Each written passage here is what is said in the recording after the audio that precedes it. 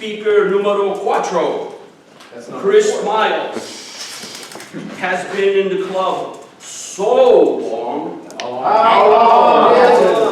he really can't recall when he joined. He thinks it was 1892, or was it 1982? Having completed most of Toastmasters' public speaking missions, he speaks today outside of the regular program, bringing you his world of experiences as an entertainment architect. Today, it's no different. He hopes to inform and amuse us with his speech entitled, All the Fun of the Fair. Please give a warm welcome for Chris Miles.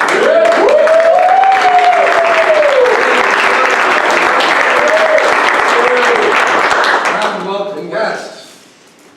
I was late this morning, Carmelo, because I got hoodwinked by the cops. Fortunately, I told them I'm a Toastmaster and I'm giving a presentation, and they let me off. All right. It takes you, it rolls you, it spins you, it elevates you, and your feet don't touch the ground. Roll up, roll up! It's the rotor! Now, many of you will not remember ever having gone to a fair, but in the 1950s in England, fairs were commonplace. And they travelled from town to town, and in my town, 100,000 people. There was an annual fair every September, and the main street was closed entirely for a week, and on either side of the promenade was an amazing mixture of rides and booths and pavilions, all in bright colours. And that was an excitement for the beginning of autumn, or the beginning of fall. So, long before there were theme parks, there were fairs for well over 100 years, 200 years actually, to go back even further. And it was excitement and colour and smell, all the things that you'd never, as a small boy in my case, never witnessed before. Yes, it was the rotor that whirled your terrified girlfriend against the wall and held her by gravity as her dress went everywhere and she screamed, and the audience loved it. But that was not all. At one end of a 1 mile promenade there was the Helter Skelter. The Helter Skelter was a candy-striped lighthouse that had a track that you could slide like a child round and round on a choir mat. And that was really great. But at the other end, the far end was the bomber. Bruce knows what I'm talking about. The bomber is a huge arm that has two cabins on one end and the other, and they both spin as they go through 360 degrees.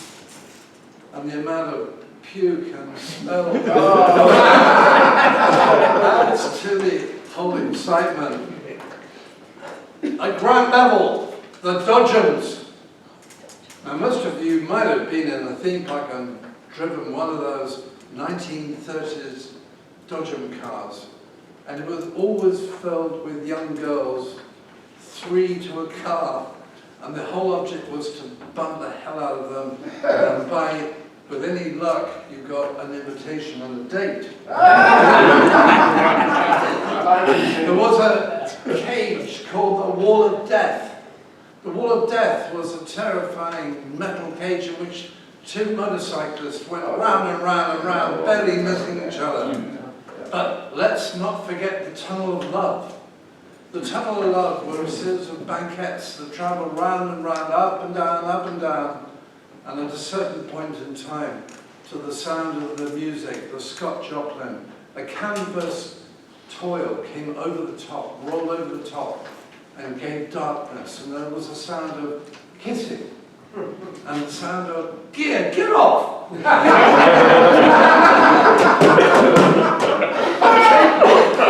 The cakewalk!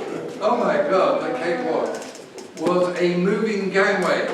It was like trying to go up a down escalator. Walking up a down escalator, a jerk, a movement, and it was all due to the traction engine that powered everything. There was nothing taken off the grid. All the power was coming from this magnificent heavy metal monsters that were steaming and fuming, and giant spins and wheels that drove the belts, that drove the generators, that drove the electricity, and lit the whole place at night with beautiful open bulbs. There were the galloping horses, and the waltzer, where you could control the speed of the vehicle by braking it and suddenly using gravity to whip you around. And all of this led me to believe that probably I was going to be a park architect, because it was in my blood. But wait, there's more. The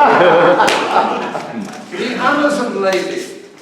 The Amazon lady on the fronton was a more marvelous painting of a fully busted lady in the middle of a tropical jungle, being attacked by wild animals with vicious teeth. And you paid your money and you went inside, and there was an old gypsy woman reading a newspaper surrounded by two fat cats. It was a rip-off. What about striptease? Yes, gentlemen and boys, roll up. Boys, 18, you must be 18. How old are you, sonny? 18. And I went inside this dark space, and they pulled the curtain apart, and there was some very ancient woman taking her clothes off very slowly, and the barker walked across with the curtain and said, "Sorry, gentlemen, that's as far as they let us go." We cried, "Take them off! We want our money back." And then there were coconuts, chives. "I've got a lovely bunch of coconuts, here they are, they're standing in a row, big, right, some as big as your head. Give me a twist, a flick of your wrist," it's what the showman said. So you could imagine this whole place was absolutely wonderful. You could take away green frogs and giant pandas, and you could throw darts at a playing card, and you could eat toffee apples, and you could eat candy floss, which in France was called Grandpa's beard.